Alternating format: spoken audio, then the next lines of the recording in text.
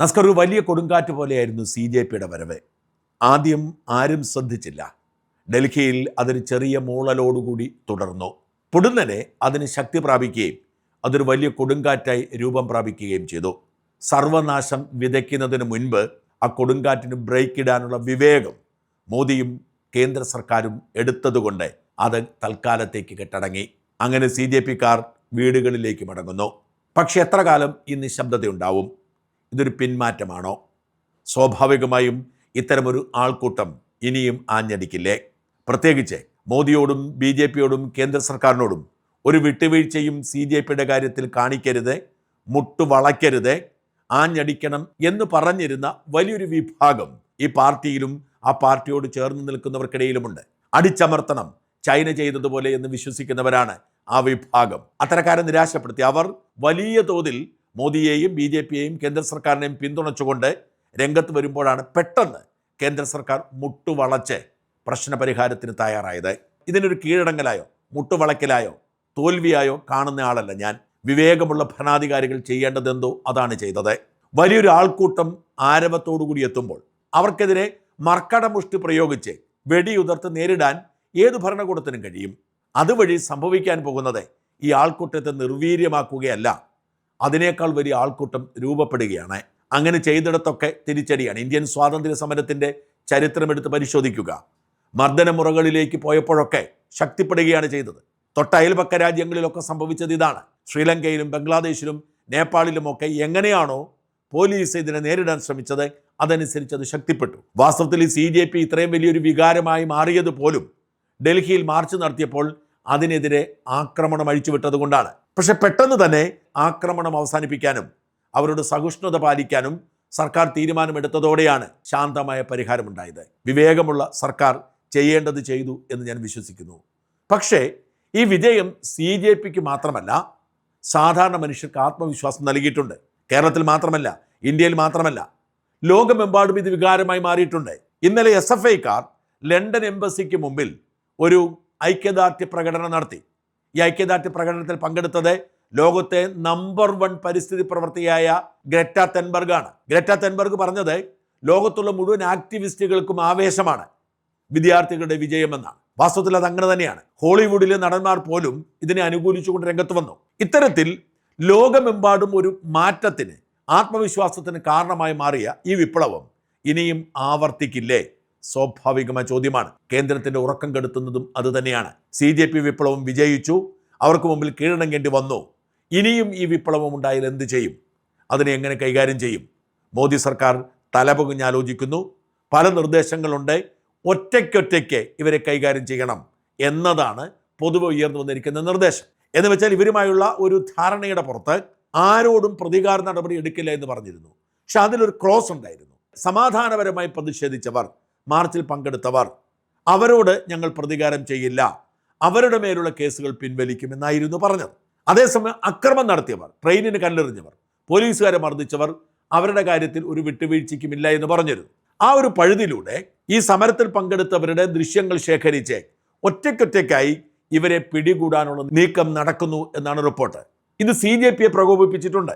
അവരും പറയുന്നു, അങ്ങനെയെങ്കിൽ ഞങ്ങൾ വെറുതെ ഇരിക്കില്ല, ഞങ്ങൾ വീണ്ടും തെരുവിലിറങ്ങും, ഞങ്ങളോട് പറഞ്ഞ വാക്ക് നിങ്ങൾ പാലിച്ചില്ലെങ്കിൽ ഞങ്ങൾ തെരുവിലിറങ്ങും. മാത്രമല്ല, ഈ പെല്ലറ്റ് ഉപയോഗിച്ചുകൊണ്ട് ആക്രമണം അത് നിയമവിരുദ്ധമാണെന്ന് ഇപ്പോൾ കോടതി പറയുന്നുണ്ട്. സുപ്രീം കോടതി പോലും ചോദിക്കുന്നുണ്ട് എന്താണ് സംഭവം. ഈ പെല്ലറ്റ് ഉപയോഗിച്ചത് കൈകാര്യം ചെയ്യപ്പെടണം. പെല്ലറ്റ് ഉപയോഗിച്ച് ഒരു വിദ്യാർത്ഥി പ്രക്ഷോഭകരെ നേരിട്ട് പോലീസുകാരെ നിയമത്തിന് മുമ്പിൽ കൊണ്ടുവരണം. വിദ്യാർത്ഥികളെ മർദ്ദിച്ചവരെ പെല്ലറ്റ് ഉപയോഗിച്ച് ഇവരുടെയൊക്കെ ദൃശ്യങ്ങൾ ഇവരുടെ പ്രത്യേക വെബ്സൈറ്റിലൂടെ, ഇവരുടെ CJPയുടെ വെബ്സൈറ്റിലൂടെ ഇപ്പോൾ പുറത്തുവിടുന്നുണ്ട്. സാക്ഷി എന്ന പേരിൽ ഒരു ഉപസൈറ്റ് ഇതിൻ്റെ ഭാഗമായി ഉൾപ്പെടുത്തി അതിൽ പുറത്തുവിടുകയും പോലീസ് അതിക്രമങ്ങൾക്കിരയായവരോട് അവരുടെ വിശദാംശങ്ങളിൽ പോലീസുകാരുടെ അടക്കമുള്ള ദൃശ്യങ്ങൾ അപ്ലോഡ് ചെയ്യാൻ ആവശ്യപ്പെടുകയും ചെയ്തിട്ടുണ്ട്. അടുത്ത മൂവ്മെൻറ്റായി മാറിക്കൊണ്ടിരിക്കുകയാണ്. അതേപോലെ തന്നെ AK-47 റൈഫിൾ ഉപയോഗിച്ചാണ് ചില പോലീസുകാർ ബീഹാറിലെ പ്രക്ഷോഭം അടിച്ചമർത്തിയത്. ഇത്തരത്തിൽ തങ്ങളോട് ചെയ്തതിന് തിരിച്ചും ചെയ്യണം എന്ന തരത്തിൽ CJP രംഗത്ത് വരുന്നു. ഇങ്ങനെ ആക്രമിച്ചാൽ, ഒറ്റതിരിഞ്ഞ് പോലീസ് കേസെടുത്താൽ CJP വീണ്ടും രംഗത്ത് വരും. അടുത്ത പ്രക്ഷോഭത്തിന് തുടക്കമിടും എന്നാണ് മുന്നറിയിപ്പ്. ഇത് തന്നെയാണ് കേന്ദ്ര സർക്കാർ ഇനി എന്ത് ചെയ്യും എന്നതിനെക്കുറിച്ച് ചർച്ചയാവുന്നത്. തുടർച്ചയായി ഇങ്ങനെ പ്രക്ഷോഭങ്ങൾ ഉണ്ടാവുകയും ആ പ്രക്ഷോഭകാരികൾ ആവശ്യപ്പെടുന്നതൊക്കെ സമ്മതിച്ചു കൊടുക്കുകയും ചെയ്താൽ പിന്നെ കേന്ദ്ര സർക്കാരിൻ്റെ റോൾ എന്തേ എന്ന് ചോദ്യമുണ്ടാവും. സർക്കാരിൻ്റെ മേലുള്ള ആത്മവിശ്വാസം നഷ്ടപ്പെടും. RSSനും BJPക്കും ഏറ്റവും ഇഷ്ടപ്പെട്ട ഒരു മന്ത്രിക്ക് തന്നെ പദവി രാജിവെക്കേണ്ടി വന്ന സമരം കൊണ്ട് നാളെ ആഭ്യന്തരമന്ത്രി അമിത്ഷാ രാജിവെക്കണമെന്ന് പറഞ്ഞ് ഇവർ രംഗത്തിറങ്ങിയാൽ എന്ത് ചെയ്യും? ഇപ്പോൾ തന്നെ പ്രതിപക്ഷം അത് ഒരു വിഷയമായി എടുത്തിട്ടുണ്ട്. പാർലമെന്റിൽ ഇന്നലെ വലിയ തോതിൽ ഇത് ചർച്ചയായി. പാർലമെന്റ് തടസ്സപ്പെട്ടു. കേന്ദ്ര സർക്കാർ നേരത്തെ വാഗ്ദാനം കൊടുത്തിരുന്ന ഈ പരീക്ഷാ ക്രമക്കേടുമായി ബന്ധപ്പെട്ട് കഠിന ശിക്ഷ നടപ്പിലാക്കുന്നതുമായി ബന്ധപ്പെട്ട ബില്ല് അവതരിപ്പിച്ച് പാസ്സാക്കിയെടുക്കാൻ കഴിഞ്ഞില്ല. വലിയ ബഹളമായിരുന്നു. അവരുടെ ആവശ്യം പോലീസ് അതിക്രമത്തിന് ഉത്തരവാദിത്തം ഏറ്റെടുത്തുകൊണ്ട് അമിത്ഷാ രാജിവെക്കണമെന്നാണ്. പക്ഷെ CJP അത് ആവശ്യപ്പെട്ടിട്ടില്ല. പ്രതിപക്ഷം ആവശ്യപ്പെടുന്നു. ആ വിഷയം അങ്ങനെ നിൽക്കുമ്പോൾ CJP അങ്ങനെ ഒരു ആവശ്യം ഉന്നയിച്ചാൽ എന്തു ചെയ്യും? നാളെ അമിത്ഷാ രാജിവെക്കണം, മറ്റന്നാൾ മോദി രാജിവെക്കണം എന്ന് ആവശ്യപ്പെട്ടത് എന്തു ചെയ്യും? ഇതാണ് കേന്ദ്ര സർക്കാർ ഉറക്കം കെടുത്തുന്നത്. അതുകൊണ്ട് തന്നെ ഇവരെ പടിപടിയായി ഒറ്റയ്ക്കൊറ്റയ്ക്ക് നേരിട്ട് ഇവരെ വീര്യം കെടുത്താനുള്ള നീക്കങ്ങൾ ആരംഭിച്ചിട്ടുണ്ട്. ഈ ഒരു നീക്കത്തിലുള്ള ആശയക്കുഴപ്പം. അതേസമയം ഇവർ തിരിച്ചു കൊടുങ്കാറ്റായി വീണ്ടും വന്നാൽ എന്തു ചെയ്യും എന്നുള്ള ചോദ്യമൊക്കെ ഉറക്കം കെടുത്തുന്നുണ്ട്. ഇത് മാത്രമല്ല, ഈ കോക്രോച്ച് പാർട്ടിയുടെ രൂപീകരണത്തിന് സുപ്രീം കോടതിയുടെ പരാമർശം പ്രധാന കാരണമായി. ഈ കോക്രോച്ച് എന്ന പേര് പോലും സുപ്രീം കോടതി ചീഫ് ജസ്റ്റിസിന്റെ നാവിൽ നിന്ന് കിട്ടിയതാണ്. അതുകൊണ്ട് തന്നെ കോടതി വളരെ ജാഗ്രത പാലിക്കുന്നുണ്ട്. ഇതിനിടയിൽ രണ്ടാമത് ഇവരുടെ വിഷയം കോടതിയുടെ പരിഗണനയിൽ വന്നപ്പോൾ ഞങ്ങൾക്ക് നേരമില്ല, പിന്നെ നോക്കാമെന്ന് പറഞ്ഞതും വിവാദമായിരുന്നു. ഞങ്ങൾക്കും നേരമില്ല എന്ന് പറഞ്ഞാണ് അവർ നേരിട്ടത്. അതുകൊണ്ട് സുപ്രീം കോടതി പോലും ജാഗ്രതയിലാണ്. ഇവരെ ആക്രമിച്ച കേസ് വന്നപ്പോൾ സുപ്രീം കോടതി വളരെ അനുഭാവപൂർവ്വമായ നിലപാടെടുത്തത് ഇപ്പോൾ ഉണ്ടായ ഈ പേരുദോഷത്തിൽ നിന്നും ഒഴിഞ്ഞു മാറാനാണ്. ഇതും സർക്കാരിനെ ബുദ്ധിമുട്ടിക്കുന്നുണ്ട്. കാരണം ഒരു വശത്ത് ജനക്കൂട്ടത്തിന്റെ ശക്തി കേന്ദ്ര സർക്കാരിന് തന്നെ കീഴടങ്ങേണ്ടി വന്നു, മറുവശത്ത് സുപ്രീം കോടതി പെട്ടെന്ന് അവരുടെ നിലപാടിൽ ഒരു അയവ് വരുത്തുന്നു. എന്ന് വെച്ചാൽ സുപ്രീം കോടതി പോലും ഇവരെ ഭയപ്പെടുന്നു, ആശങ്കപ്പെടുന്നു എന്നാണ്. ഇത് സർക്കാരിൻ്റെ പ്രതീക്ഷയെ കെടുത്തും. കാരണം ജനവികാരം സർക്കാരിനെതിരാണ്. സുപ്രീം കോടതിയുടെ നിലപാട് പോലും മാറിക്കൊണ്ടിരിക്കുന്നു.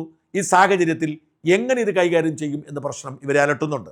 ഇതിനിടയിൽ മറ്റു ചില വിഷയങ്ങൾ ഉയർന്നു വരാനുള്ള സാധ്യത ഈ ആശങ്ക വർദ്ധിപ്പിക്കുന്നു. ഉദാഹരണത്തിന് എത്തനോൾ കലർന്ന പെട്രോളിൻ്റെ ഉപയോഗവുമായി ബന്ധപ്പെട്ട് വലിയൊരു വിവാദം കത്തിപ്പടർന്നിരുന്നു.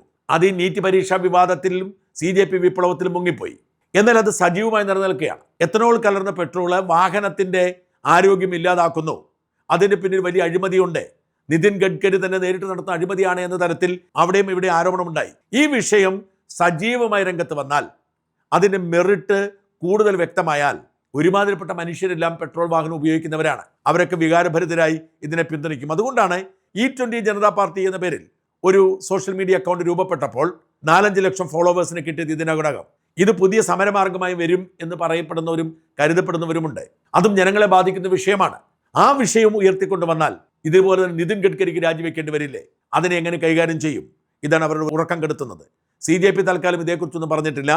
CJP അടക്കമുള്ളവർ ഇതിലേക്ക് വന്നാൽ എന്തു ചെയ്യും?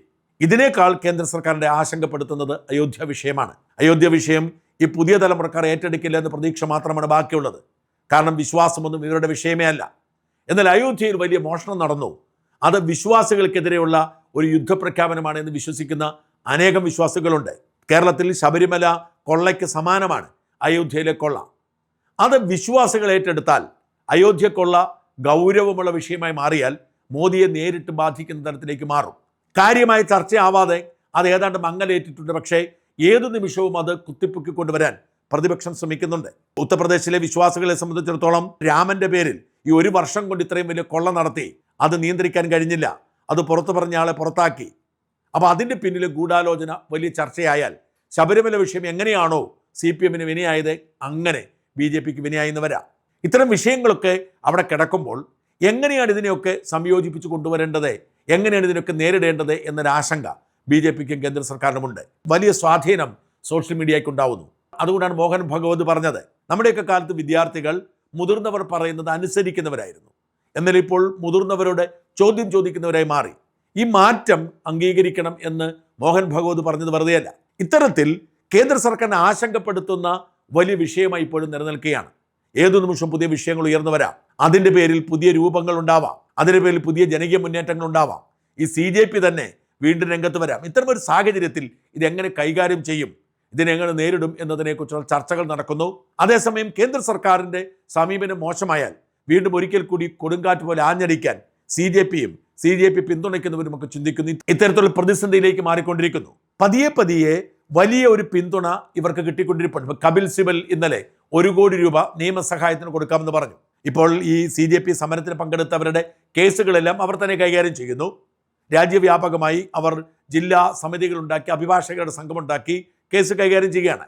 ആ നിയമസഹായ സംവിധാനത്തിലേക്ക് കപിൽ സിബൽ കൊടുക്കാമെന്ന് പറഞ്ഞത് 1 കോടി രൂപയാണ്. ഇങ്ങനെ ഇതിൻ്റെ തുടർച്ചകളെല്ലാം പലപ്പോഴും നിയമപരമായി പെടുത്തി വേട്ടയാടുകയാണ് ഭരണകൂടങ്ങൾക്ക് ചെയ്യാൻ കഴിയുന്നത്. പക്ഷേ CJP അതിനൊക്കെ പരിഹാരം ഉണ്ടാക്കുന്നുണ്ട്. ഇതിൽ പെട്ടുപോയിട്ടുണ്ടെങ്കിൽ, ഇതുമായി ബന്ധപ്പെട്ട കേസിൽ പ്രതിയായിട്ടുണ്ടെങ്കിൽ CJP സഹായിക്കും.